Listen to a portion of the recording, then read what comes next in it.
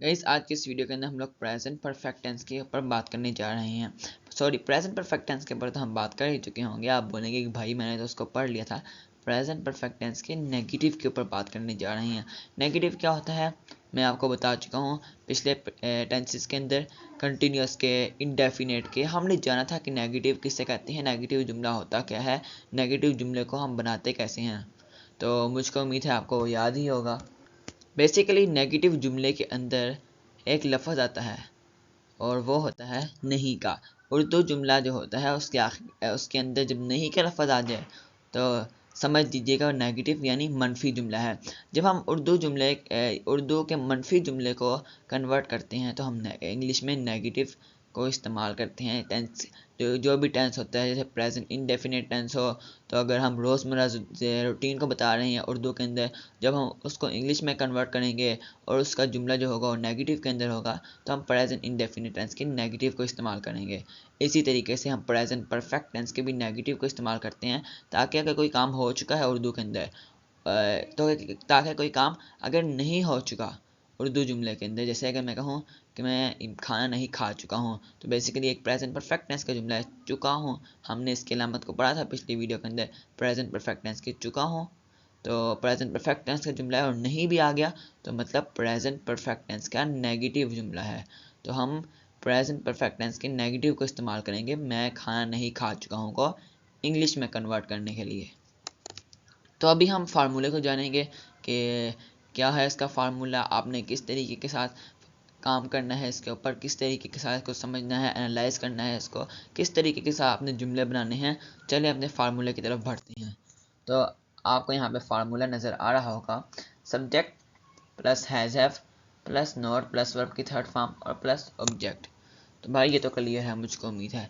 यानी कि मैं आपको तमाम चीज़ें बता चुका हूँ, सिर्फ एक लफ्ज़ का इजाफा हुआ है और नोट है। हमने पिछली वीडियो में नोट को नहीं जाना था, तो अभी हम बात कर रहे हैं कि हैज़ हैव के बाद एक नोट का लफ्ज़ आता है बस। तो ये सिंपल है भाई। हमने बात की थी कि किस तरीके के साथ आप प्रेजेंट परफेक्ट टेंस के अंदर सिंपल जुमले को बनाते हैं, और अभी हम बात कर रहे हैं किस तरीके से आप प्रेजेंट परफेक्ट टेंस के अंदर नेगेटिव जुमले को बनाते हैं। तो सिर्फ एक उर्दू के अंदर नहीं का लफ्ज़ आता है, इंग्लिश के अंदर नॉट का लफ्ज़ आता है, तो बस आपका जुमला फुली तैयार हो जाता है। तो चलिए मिसालों की तरफ बढ़ते हैं। इसमें कोई रॉकेट साइंस नहीं है, मुझे नहीं लगता आपको इसमें कोई ऐसी चीज़ होगी जो समझ नहीं आएगी। जैसे अगर आप कमेंट में लिखें भाई मुझे सब्जेक्ट का नहीं पता, तो मैं आपको कहूँगा इस प्लेलिस्ट का एक्सेस कर ही लो, क्योंकि मैं शुरू से सब्जेक्ट के बारे में बताता आ रहा हूँ। मैं हर वीडियो के अंदर अलग-अलग आपको ये नहीं बताऊंगा कि सब्जेक्ट क्या है, वर्ब क्या है, ऑब्जेक्ट क्या है, तो हेल्पिंग वर्ब क्या होते हैं, तो नहीं यार। तो यहाँ पे चलिए मिसालों को जान लेते हैं अपनी। वो स्कूल नहीं जा चुका है, वो खाना नहीं खा चुकी है, हम फुटबॉल नहीं खेल चुके हैं। तकरीबन हमने एक जैसी मिसालों को इस्तेमाल किया है, कोई नई मिसालें नहीं है। क्यों, उसकी वजह क्या थी मैं आपको बताता हूँ। अगर आपको बयान करना आता हो कि मैं स्कूल जा चुका हूँ, और आपको ये बयान नहीं करना था मैं स्कूल नहीं जा चुका हूँ या क्या मैं स्कूल जा चुका हूँ, तो भाई ये तो बिल्कुल गलत बात होगी ना।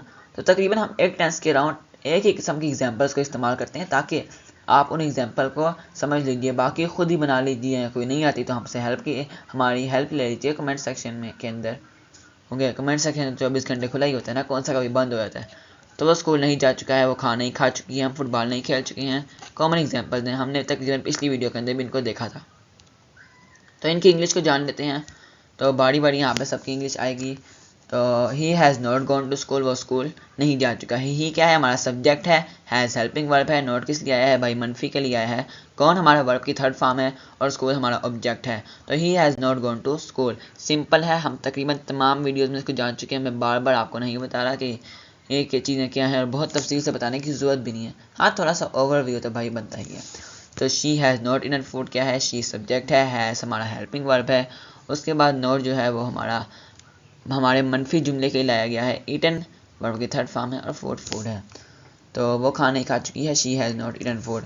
और आखिर के अंदर हमारा आता है हम फुटबॉल नहीं खेल चुके हैं। तो भैया आप बोलोगे हम तो पढ़ रहे हैं, फुटबॉल कैसे नहीं खेल चुके हैं, तो मैं समझता हूँ। तो we have not played football, तो वही हमारा क्या है, सब्जेक्ट है। हैव हमारा हेल्पिंग वर्ब है। नोट किस लिए आया है, मनफी के लिए। प्लेड वर्ब की तरफ फॉर्म फुटबॉल हमारा ऑब्जेक्ट है। भाई ये तमाम चीज़ें हम कवर कर चुके हैं, मुझे नहीं लगता इसमें कोई नई बात थी।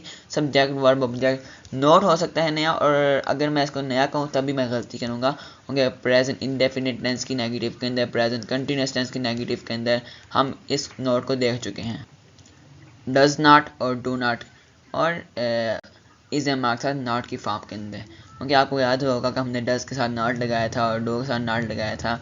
तो आपने यहाँ पे एक चीज़ नोट किया होगी कि शी के साथ हैज़ और वही के साथ हैव आया। उसकी वजह क्या थी, हमने फार्मूले के जाना था पिछली वीडियो के अंदर भी, और इस वीडियो के अंदर मैं आपको बता देता हूँ कि हैज़ के साथ he she, has basically he she it और सिंगुलर नेम के साथ, और have I we they you और प्लूरल नेम के साथ आता है। तो ये बात आपको ज़हन नशीन कर लेनी चाहिए। कुछ ऐसी चीज़ें होती हैं ख़ास कर हेल्पिंग वर्ब में से जो हमें याद करनी पड़ती हैं, उसके बगैर हम उनको नहीं इस्तेमाल कर सकते। तो he has not gone to school, she has not done food, we have not played football. तो कोई नई चीज़ नहीं है भाई। हैज़ हैव हमने जान लिया था पिछली वीडियो के अंदर, तो मुझको उम्मीद है आपको इन मिसालों की समझ आ गई होगी। और किसी सूरत के अंदर आपको ये समझ नहीं आई तो मैं कहता हूँ वीडियो को पीछे करके दोबारा देख लो। तो गाइस हमने प्रेजेंट परफेक्ट टेंस की नेगेटिव को देख लिया।